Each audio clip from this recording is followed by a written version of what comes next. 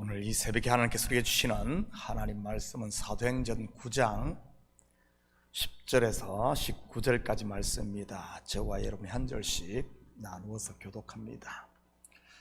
그때 다메섹에 아나니아라 하는 제자가 있더니 주께서 환상 중에 불러 이르시되 아나니아야 하시거늘 대답하되 주여 내가 여기 있나이다 하니 주께서 이르시되 일어나 가라 거리로 가서 유다의 집에서 다섯 사람 사울이라 하는 사람을 찾으라. 그가 기도하는 중이니라.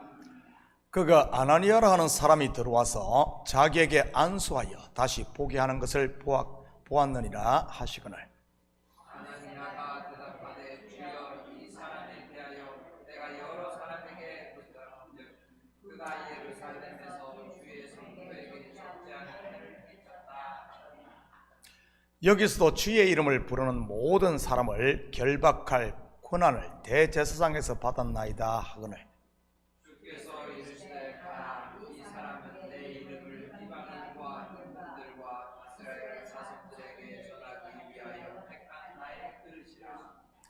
그가 내 이름을 위하여 얼마나 고난을 받아야 할 것을 내가 그에게 보이리라 하시니 아나니아가 떠나 그 집에 들어가서 그에게 안수하여 이르되 형제 사울아 주 곧 내가 보는 일에서 나타나셨던 예수께서 나를 보내어 너로 다시 보게 하시고 성령으로 충만하게 하신다 하니 즉시 사울의 눈에서 비늘 같은 것이 벗겨져 다시 보게 된지라 일어나 세례를 받고 음식을 먹음에 강건하여 지니라. 아멘. 좋은 아침입니다. 우리는 지난 새벽 사울의 회심 장면을 살펴보았습니다. 그런데 자칫 다메섹 도상에서 빛으로 오신 예수님을 만난 사울의 회심을 우리는 하나의 신비나 이적으로만 생각하기 쉽습니다. 예수님께서 행하신 이적이나 표적들도 마찬가지고요. 그런데 이 사건은 그것보다 더 중요한 것이 사울이 지금까지 가지고 있던 신앙의 틀을 180도 바꾼 것입니다. 바로 자기가 믿던 바로 그 구약의 하나님이 예수 그리스도라는 사실 말이지. 구약에서 하나님의 임재나 강림하실 때 현상이 무엇이었습니까? 불과 함께 즉 빛 가운데입니다. 그리고 그 속에서 들리는 음성이고요. 다시 말해 사울은 다메섹 도상에서 하나님을 만난 것입니다. 그런데 알고 보니 그 하나님이 예수 그리스도였던 것이고요. 그 앞에 바로 꼬꾸라졌던 것이지요. 앞불싸 하면서 말입니다. 그러자 자기 속에서 난 스스로의 열심에 끌렸던 그가 이제는 사람들의 손에 끌려 다메섹으로 들어가 3일 동안을 보지 못하고 음식을 먹지 못합니다. 영적으로 보면 예수와 함께 죽어 무덤에 장사된 것이지요. 그의 정과 욕심, 바로 옛사람 사울이 말입니다. 3일 동안 음식을 먹지 못했단 말은 이제는 더 이상 하나님의 말씀을 율법으로 먹을 수 없다는 그런 말이지. 그때 그에게로 보냄받은 사람이 있습니다. 바로 아나니아입니다. 여러분 이 이름 어디서 들어보지 않았습니까? 아나니아와 삽비라 할 때 들어보았을 것입니다. 땅을 팔았다가 땅값 얼마를 감췄다가 베드로에게 들통나 아내와 함께 적사했던 사람 말입니다. 그런데 아나니아라는 이름은 참으로 좋은 뜻을 가지고 있는 이름입니다. 여호와는 은혜로우시다 또는 여호와의 은혜라는 뜻이니까요. 적사에 죽은 아나니아, 은혜로 시작을 했지만 육신으로 돌아갔던 것이지 은혜의 자리를 떠난 말입니다.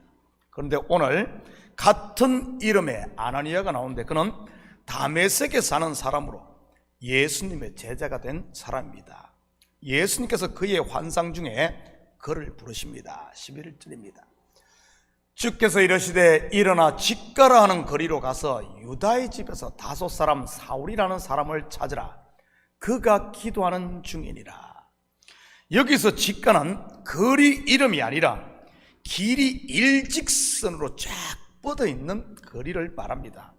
물론 다메섹에 이런 거리가 있었겠지만 이 이름 속에는 하나님의 다급한 답답함이 묻어나는 그런 단어입니다. 너는 곧장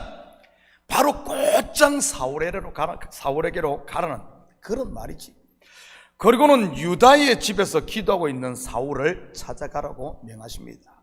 그런데 사울 또한 기도하는 중에 아나니아라는 사람이 와서 안수하는 것을 보게 되지요.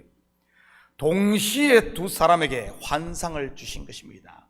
우리는 비슷한 광경을 베드로와 고넬료를 통해서도 볼 수 있고요. 베드로도 환상을 보고 고넬료 또한 천사의 방문을 받고 말이지요.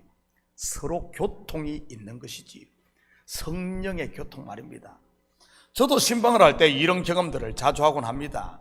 하나님께서 저에게도 말씀으로 감동을 주시고 신방 받는 사람에게도 준비시켜 딱 맞아떨어지게 하는 경우 말이지. 13절입니다. 아나니아가 대답하되 주여 이 사람에 대하여 내가 여러 사람에게 듣사온즉 그가 예루살렘에서 주의 성도에게 적지 않은 해를 끼쳤다 하더니. 그런데 아나니아의 반응이 어떻습니까?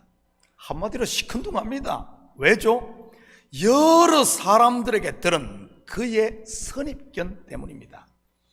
우리는 이것을 통해 아나니아 또한 그리스도의 제자가 되었지만 여전히 하나님의 말씀보다는 자기의 선입견이 앞서고 있다는 사실을 알 수 있지요. 왜 하나님께서 사울의 영의 눈을 뜨게 하는데 이 제자 아나니아를 사용했겠습니까? 단순히 사울만을 위한 것이 아니라 아나니아의 영적인 눈도 뜨게 하기 위함이었다는 사실입니다. 예수 믿는 사람 잡아 가두기 위해 온 사울을 통해 선입견에 사로잡힌 아나니아를 자유케 했던 것이지. 여러분, 때로 하나님은 사람의 악함을 선용하시는 분임을 믿으시기 바랍니다. 애굽의 바로도 마찬가지 아니었습니까? 그의 완악함을 하나님께서 어떻게 사용하십니까? 자기 백성 이스라엘과 애굽의 하나님의 하나님됨을 드러내는데 사용합니다. 하나님의 능력 말이지요.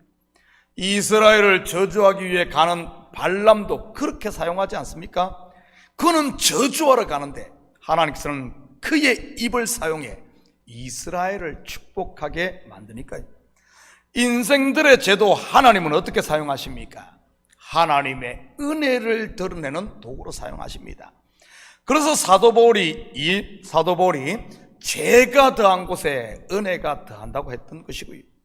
하나님을 대적하고 교회를 가장 심하게 박해했던 사울을 들어 자기 속에 갇혀있던 유대인들을 틀을 깨고 이방의 복음을 전하는 이런 선한 도구로 사용하셨던 것이지요. 15절입니다. 주께서 이르시되 가라, 이 사람은 내 이름을 이방인과 임금들과 이스라엘 자손들에게 전하기 위하여 택한 나의 그릇이라. 그런데 하나님께서는 아나니아에게 가라 명하시며 더 충격적인 말씀을 하십니다. 사울을 어디에 쓰신다고 하십니까? 이방인과 임금들과 이스라엘 자손에게 복음을 전하는데 쓰시겠다고 하네요. 그때까지만 해도 유대인들은 이방인들을 개, 돼지 취급을 했습니다. 물론 이 아나니라는 사람도 디아스포라 유대인이었던 것이고요. 이방인도 구원을 얻는다? 상상도 못했던 것이지. 임금들은 어떻습니까? 이들은 기독교를 박해하는 사람들입니다. 물론 이스라엘 자손도 마찬가지고요. 기독교를 박해했던 히브리인 중에 히브리인이요, 유대인 중에 유대인이요, 바리새인 중에 바리새인인, 뼛속까지 유대인인 그 사울을 통해 이방인에게 복음을 전하는 자로 쓰시는 하나님, 놀랍지 않습니까? 철은 철로 날카롭게 하고 돌은 돌로 깨듯이 박해자 사울을 들어 박해자들을 구원하는 것이지. 17절입니다. 아나니아가 떠나 그 집에 들어가서 그에게 안수하여 이르되 형제 사울아, 주 곧 내가 오는 길에서 나타나셨던 예수께서 나를 보내어 너로 다시 보게 하시고 성령으로 충만하게 하신다 하니, 결국 아나니아는 예수님의 말씀에 순종하고 사울에게 가 그에게 안수합니다. 형제 사울아, 무슨 말입니까? 아나니아의 마음에 변화가 일어났다는 말입니다. 원수 사울이었던 선입관이 깨지고 이제는 형제 사울로 바뀐 것이지. 저는 우리 식구들의 말씀에 순종함으로 원수가 형제로 변하시기를 축복합니다. 내가 말씀 앞에 깨어질 때 말이지, 그럴 때 원수 사울, 교회를 박해하고 깨는 원수 사울이 형제 사울로 되니까요. 18절 19절입니다. 즉시 사울의 눈에서 비늘 같은 것이 벗겨져 다시 보게 된지라 일어나 세례를 받고 음식을 먹음에 강건하여 지니라. 사울의 눈에서 벗겨진 비늘 같은 것이 무엇이겠습니까? 바로 지금까지 그의 눈을 가리고 있던 율법의 비늘 아니겠어요? 율법에 의해 덮여있던 자기의, 자기 잘남, 자기 자랑, 이런 것들 말이지. 혹시 지금 우리의 눈에 이러한 비늘이 덮여있는 분은 없습니까? 자기 열심, 자기 의에 사로잡혀 있는 분들 말이지. 자기 딴에는 하나님을 위한다고 하는데 사실은 하나님을 대적하고 교회를 세운다고 난리를 치는데 사실은 교회를 깨고, 성도들을 위한다는 말을 하는데 사실은 성도들을 힘들게 하시는 분 말입니다. 초등학문인 율법의 비늘이 덮고 있으면 얼마든지 그럴 수 있어요. 사울이 그랬으니까요. 바울이 되기 전 말입니다. 그런 분이 계시다면 십자가 앞에 엎드림으로 교만의 비늘, 어리석음의 비늘, 자기의의 비늘들이 전부 벗겨질 수 있기를 축복합니다. 그래야 제대로 보고 하나님이 기뻐하시는 신앙생활을 올바르게 할 수 있으니 말이지. 새롭게 눈을 뜬 바울은 바로 일어나 세례를 받습니다. 그리고 음식을 먹고 강건해지네요. 물론 여기서 말하는 음식은 3일을 굶었으니 허기진 배를 채우는 음식일 수도 있지만, 조금만 더 영적으로 보면 그의 마음과 귀가 할례를 받아 이제는 하나님의 말씀을 율법이 아닌 진리, 생명 양식으로 먹었다는 그런 말입니다. 배부르게 못할 그런 양식이 아니라 배부를 양식 말이지. 조상들이 광야에서 먹고도 죽은 그런 만나가 아니라 이제는 다시는 배고프지 않을 생명의 떡으로 하나님의 말씀을, 그리고 다시는 목마르지 않을 배에서 솟아나는 생수로 마셨다는 그런 말입니다. 예수 그리스도를 주로 영접함으로 말이지.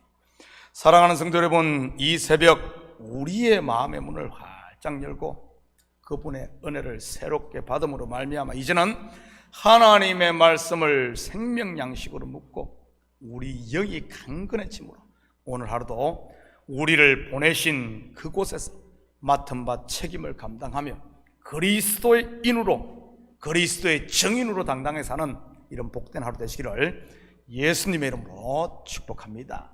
같이 기도하십시다. 사랑의 아버지 하나님, 참으로 감사를 드립니다. 이 새벽도 우리를 깨우시고 다시 우리의 눈을 덮고 있는 갖가지 거짓과 교만과 어리석음과 자기의와 세속에 물들었던 이런 비늘들이 이제는 벗겨지길 원합니다. 이런 먼지들이 털려짐으로 말미암아 아버지 하나님, 다시 한 번 더 우리 속에 있는 소망의 이유를 붙들게 하시고 나를 위해 사는 것이 아니라 주를 위해 살며 교회를 박해하는 자가 아니라 이제는 교회를 세우는 자, 아버지 하나님, 그런 하나님의 일꾼으로 쓰이는 그릇으로 쓰임받는 저희들 에게 도와주시옵소서. 오늘 하루도 우리들의 발걸음이 닿는 곳곳마다 아버지 하나님 주님의 살아계심이 증거되어지고 하나님의 은혜가 선포되어지는 이런 복된 삶이 될 줄 믿사오며 이 모든 말씀 예수님의 이름으로 기도드립니다. 아멘.